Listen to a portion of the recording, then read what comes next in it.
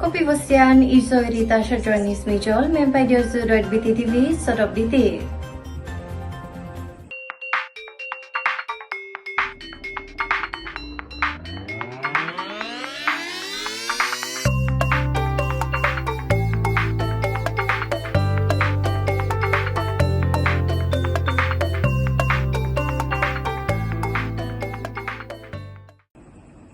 Ketua Menteri menggesa ahli Majlis Daerah bantu menjayakan Pelan Sabah Maju Jaya.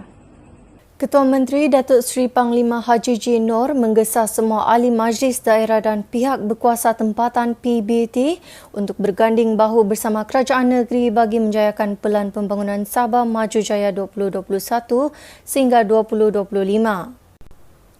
Pelan itu yang dijadual dibentangkan Januari ini merupakan kerangka hala tuju dan strategi untuk terus memacu ekonomi negeri dan sosioekonomi rakyat. Haji J berkata semua pihak terbabit perlu bersikap peka dan proaktif dalam melaksanakan setiap rancangan yang diputuskan oleh kerajaan negeri.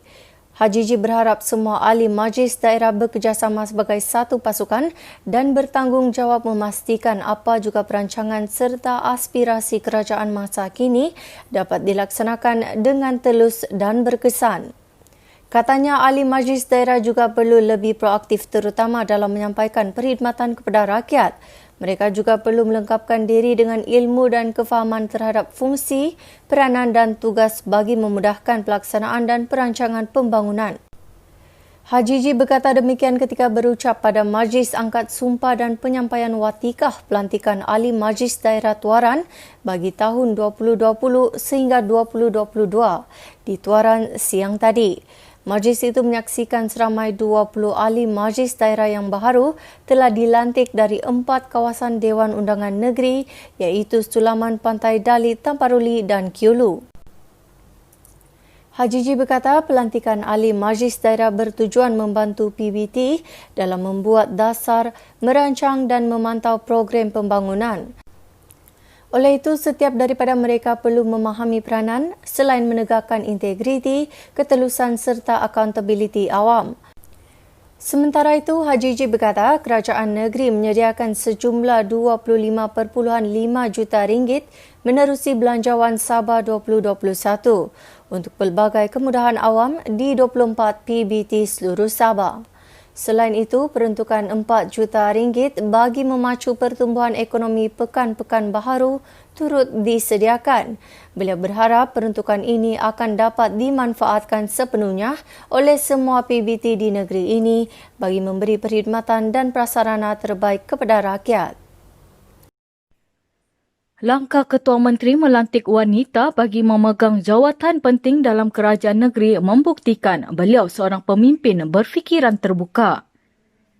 Ketua Serikandi Bersatu Sabah, Datuk Seri Azizah Muhammadun berkata peluang dan kepercayaan yang diberikan oleh Datuk Seri Panglima Haji J. Noor kepada wanita itu menunjukkan beliau tidak membezakan peranan gender dalam urusan pentadbiran negeri. Katanya ini adalah kepercayaan daripada Ketua Menteri untuk melantik wanita sebagai Datuk Bandar Kota Kinabalu yang pertama kali dalam sejarah. Ini adalah bukti bahawa Ketua Menteri tidak memandang perbezaan gender dan berfikiran terbuka dalam menerima peranan dan penglibatan wanita, khususnya yang pertama kali dilantik ke jawatan tersebut. Semalam, Nurliza Awang Alip dilantik sebagai Datuk Bandar Kota Kinabalu. Manakala Datuk Nur Asia Muhammad Yusof pula dilantik sebagai Peguam Besar Negeri. Azizah yang juga ahli Parlimen Beaufort berkata penglibatan wanita dalam urus tadbir negeri mampu membawa kepada peningkatan kecekapan dan pelaksanaan sistem yang baik. Kerajaan Persekutuan telah meluluskan pemberian bantuan musim tengkuju BMT lebih 37 juta ringgit kepada 61,762 pekebun kecil getah negeri ini yang terkesan akibat cuaca tidak mengizinkan, kata Timbalan Ketua Menteri Datuk Dr. Jeffrey Kitingan. Beliau yang juga Menteri Pertanian dan Perikanan berkata, menerusi BMT, setiap pekebun kecil akan menerima RM600 dan agihan telah dimulakan Rabu lalu menerusi Lembaga Industri Getah Sabah LIGS.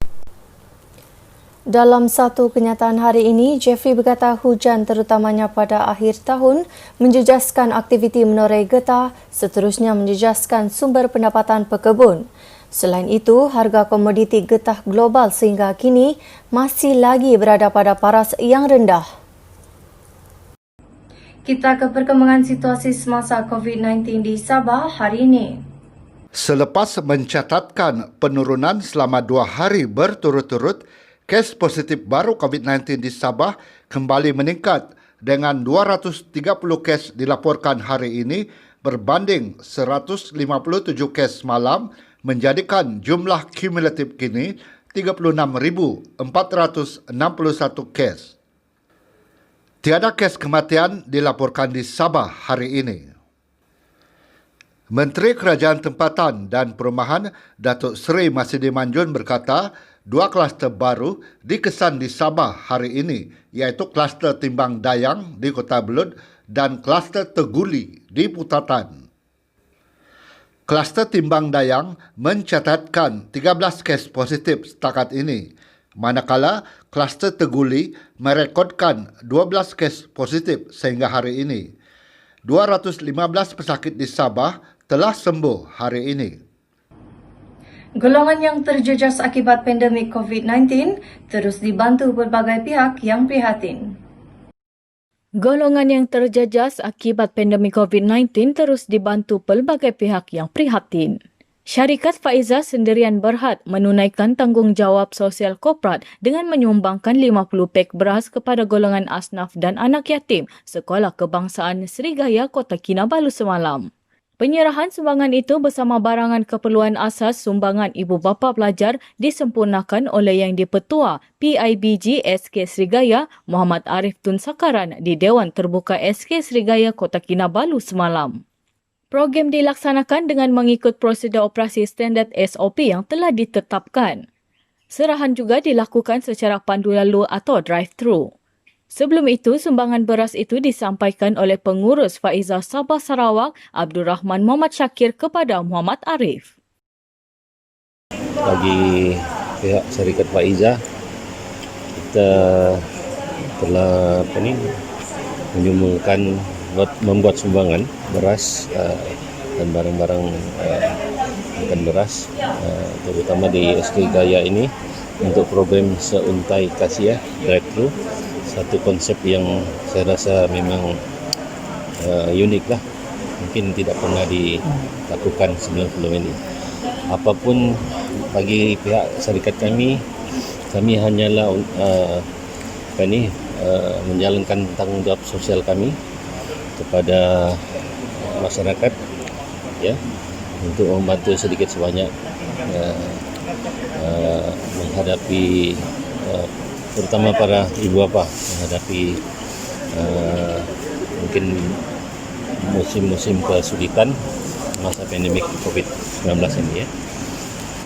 Khusus kepada ibu bapa, penjaga kaki tangan sekolah yang mengalami dalam pandemik COVID-19 ini. Jadi PIBG telah setuju mengadakan satu program ini untuk memberi sumbangan secara barangan, keperluan, juga uang ringgit. Pembabitan adalah 50 orang daripada Sekolah Serigaya dan kebanyakan ibu bapa telah menyumbang ada segi bantuan keperluan dan juga uang ringgit.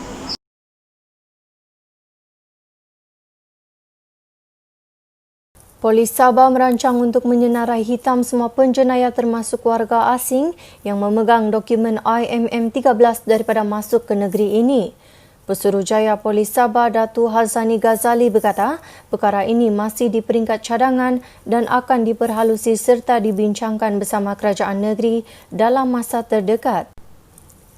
Beliau berkata langkah menyenarai hitam itu boleh dilaksana di Sabah kerana negeri ini mempunyai kuasa imigresen sendiri. Hazani berkata demikian kepada media selepas majlis penyerahan gantian kenderaan pengiring yang di-Pertuan Negeri Sabah di Ibu Pejabat Polis Kontingen Sabah di Kepayan. Dalam majlis itu, pihaknya menerima 2 kenderaan gantian jenis Proton X70 yang akan membantu melancarkan program semasa mengiringi TYT. Dalam perkembangan lain, Hazani berkata polis masih giat mengesan hobalan Envelo atau Jimmy Black, suspek utama kes rusuhan bersenjata yang menyebabkan seorang lelaki terbunuh di Beaufort 18 Disember lalu. Pihaknya percaya suspek masih lagi bersembunyi di Sabah. Menurutnya, 8 individu yang terlibat dalam kes itu didakwa di Mahkamah Beaufort mengikut Seksyen 147 Kanun Keseksaan hari ini.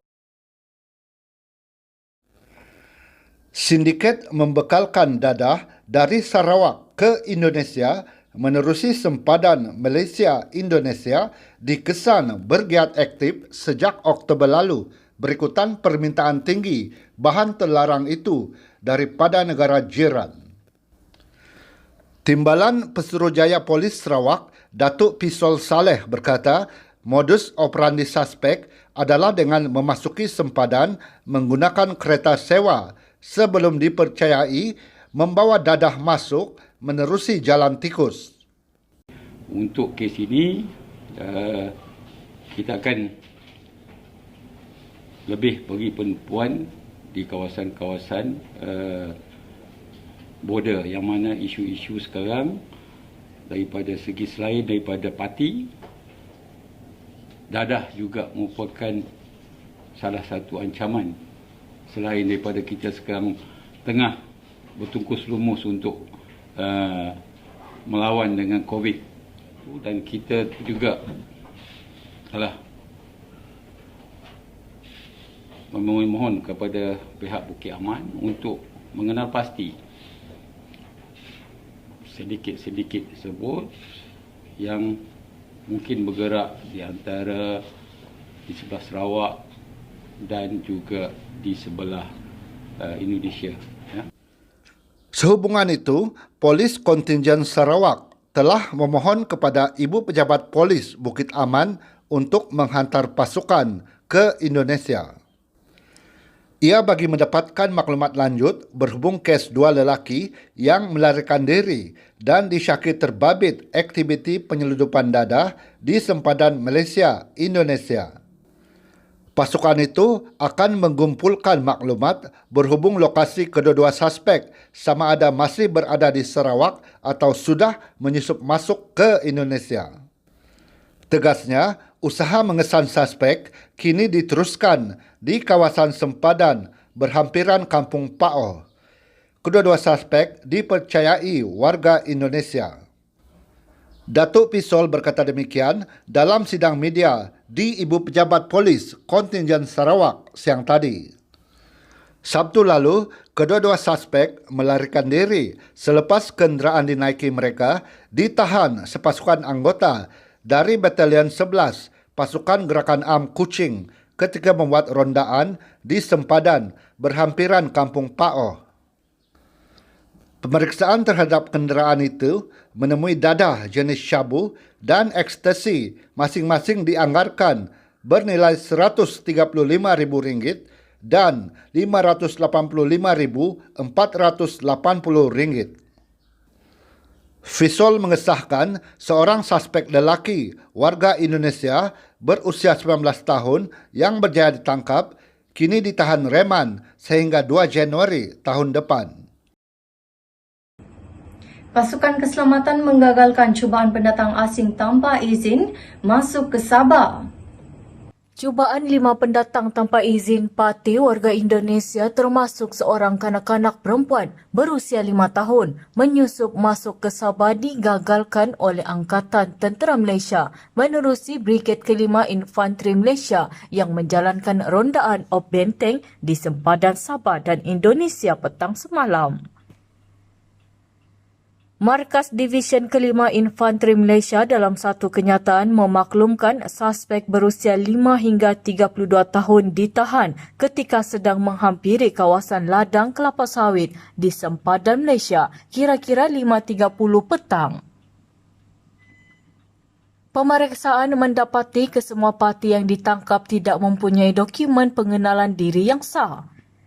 Mereka masuk ke Malaysia dipercayai untuk mencari peluang pekerjaan dalam sektor perladangan. Kesemua parti berkenaan telah diusir keluar dari Malaysia dengan diiringi oleh anggota Tentera Kesempadan Indonesia. Laporan polis turut dibuat di Balai Polis Kalabakan untuk tindakan lanjut. Ketuhadan Misomo Toko Vagu.